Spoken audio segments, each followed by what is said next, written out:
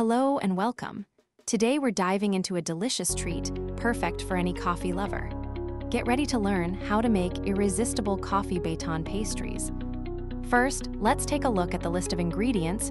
You will need 100 g of walnuts, 8 egg whites, 200 g of granulated sugar, 200 g plain flour, 250 g mascarpone, and some good quality chocolate.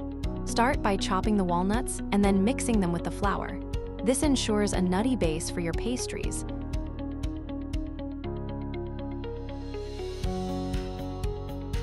Now, whip the egg whites into stiff peaks with a pinch of salt. This step is crucial for the light and airy texture. Gradually add sugar, 1 spoon at a time, and continue whipping until stiff. This creates a perfect meringue base. The meringue should now be at stiff peak state. Check that it won't fall back if turned over. Carefully fold the walnut and flour mixture into the egg whites to maintain the meringue's volume. Spread the batter evenly onto a baking tray. Smoothing the batter makes for even baking and a professional finish.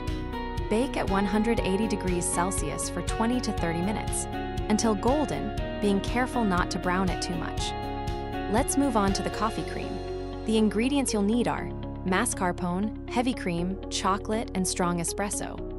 Slowly pour the coffee into the melted chocolate and mix to create a smooth, rich flavor. Make sure not to get it too watery.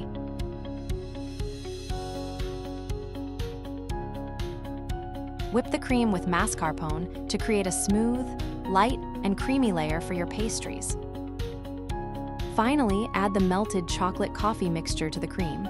Give it a quick mix.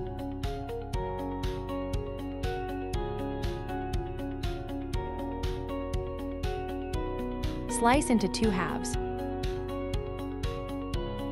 Spread the cream over the first layer of the cake. Cover with second.